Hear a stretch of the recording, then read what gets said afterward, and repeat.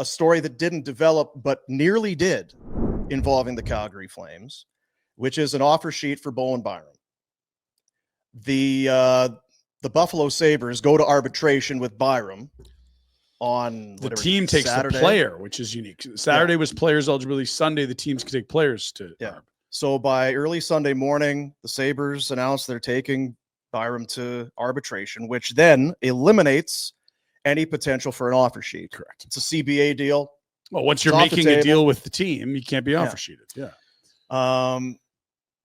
But it was widely reported and speculated going into draft weekend, throughout even the week after.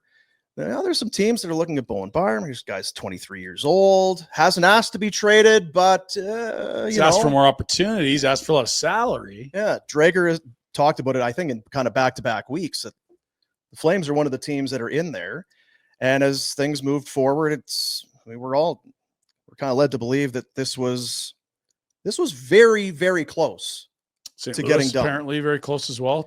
They considered close that there was going to be a trade, or that the Flames were going to offer sheet Bowen Byram, or at least use the threat of an offer sheet to get a deal with the Sabres, because that's essentially what Carolina did to Keandre Miller, or sign him to an offer sheet. Okay, if that's what you're hearing, they weren't allowed to, so you can't be that close because they weren't allowed. You were allowed on July 1. Prior to Sunday, you were. Oh, so you had a day to do it? No. I'm confused. He's an RFA. You can sign him to an offer sheet post July 1. They had 4 days before ARB stuff. Oh, before. Okay. Yeah. Well, and to be fair, a year ago, they were allegedly very heavily considering offer sheets to the tandem in Edmonton. I was going to invest in Apple in 82. And right. Very close. In fact, close. I'm told he was closing in. If only it hadn't gone up. Yeah. On the free agent frenzy, that was one of the things that they were monitoring, and Drager was throwing it out there.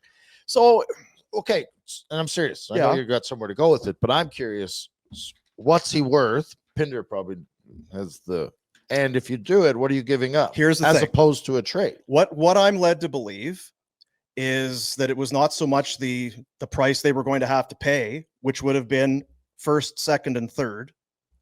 It was, okay, if we're okay with that to get the player, then what is the contract? How many years? How much money per? And you're going to be in that $9 million plus territory. That's a scary, scary thing. Which is, I think, why it didn't happen. It wasn't so much, well, we got picks and a first, second, third. Get your head wrapped around that. To get him to sign it, it was going to be. But then you're dedicating a lot of money. So the band of salary, which dictates the compensation for the offer sheet, that is a first, a second, and a third, is from $7.02 million all the way up to $9.36. And that's a lot of money you're dedicating to someone that's had a lot of hype as a prospect and had a very good playoffs in 2022, but had posted very meh results since. Now, a lot of guys have played in Buffalo and posted shitty results and been excellent elsewhere. But I just don't know what you're buying with Bowen Byram. What are the and I'm not taking you to task, just because I He's saw not you a great tweet defender. about it. He has points that he collects on the power play. When he's on the ice, he gets outchanced and outscored more than you want for a guy that's going to make that kind of money. Like if he's just a power play 2, 4, 5, you can't pay him that. Bouchard outchances opponents even when he's not with McDavid and Draisaitl. The data supports him moving the puck the right direction almost all the time, no matter who he's playing with. Very different than Bowen Byram. Like we're talking about a guy that could, like, I don't think it'd be crazy for Bouchard to flirt with 100 points. Byram's had like 30. Yeah. These are not the same player at all, right? And like you say, is that Buffalo? Is he a 50-point guy in a different spot? Maybe. Trouble is, I don't know how much more feared the offense is in Calgary than Buffalo. Maybe slightly, but it's not I can tell you what you're right, but on the other side of it is who's playing defense for you. Yeah, they have a right? Darlene and Power there. And the other thing I'll say is it's not necessarily about like the offense of the team. It's like who's good at developing talent, because that's where Buffalo's dropped the ball. Guys have left and been way better elsewhere. So no one would be surprised if Bowen Byram left Buffalo, went to another team and played better. It's just you're asking him to get a lot better to earn that salary that he's asking for, which can happen.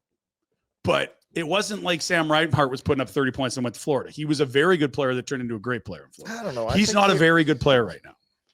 He has the tools to be one, but it hasn't happened for whatever reason. Like, I don't think Colorado's missing him, for example.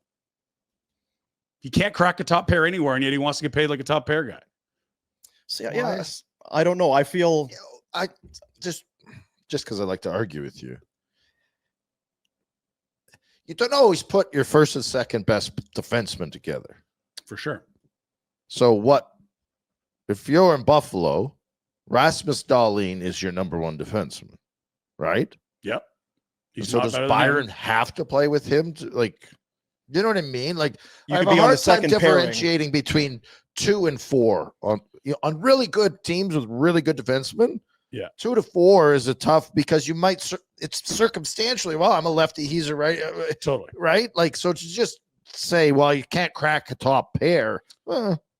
Maybe he can't, but he has also 2 stops, but that doesn't mean he's not a good player. Yeah, but where was he? Cale Makar and Taves. Yeah, no, and so that's circumstantial, 100%. And so again, it's this black box of what is it? What do we know about Bowen Byram, top pair defenseman? Nothing. And so he might be one, but you're leaning into the unknown a bit.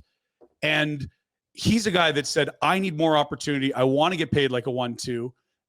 You're paying him for something he hasn't done yet. Doesn't mean he can't do it. He just hasn't done it. But that's the world that we live in. You're paying 23-year-olds coming out of an entry level or going after a 1 or 2 year contract post entry level. You're paying for what you hope they're going to be. Yeah. You're having to dedicate huge swaths of dough. Or you go short term and they prove it and then you pay them. Yeah, it's one or the other. And so that's where I think Buffalo. Then you also risk them saying, no, I'm not coming back to you. And now we control everything. Like he's playing almost 23 minutes a night. That's for sure top pair type minutes. But I don't know. It's a bad team, and it's tough to watch him and say, oh, he's going to be great elsewhere. He could be. Yeah, like I wonder, is this? Does he have to be? Yeah, like is he a superstar, or does he come in and it's like he's very Mackenzie Weegar-ish? You could pay him more than Weegar, but I think he's not as good as Weegar. But yeah. But you know what? Moving forward at 25, 26, if you're paying him $9+ million and he's Mackenzie Weegar, is that a ridiculous overpay? If he's if he's Weegar, if he's Weegar, you get this done. If he's he's not Weegar right now, that's the problem. So he has to get there. Right? So that's the whole secret sauce is like, how confident are you he's going to get there? And how much risk are you willing to take betting he's going to get there? Yeah. Because when you give up your McKenna first and a second and a third, and then devote top pairing salary to a guy and make him your highest paid defenseman, he better not be a 3-4. No, I know. And so that's the risk. I'm not saying he's not this or he's not that. I'm just saying there's a lot of unknowns, which is why this is a difficult deal to make. And the ARB is interesting because he probably, if it gets there, will elect a 2-year settlement, go right to UFA. Or it just says, okay, ARB date's here. We're going to trade you before then. Those are the 2 outcomes I see for Byram and the Sabres. I know we don't like plus minuses numbers. Surprisingly, there's some plus players on this Buffalo team. There's some minuses as well, but plus 11 for Byram.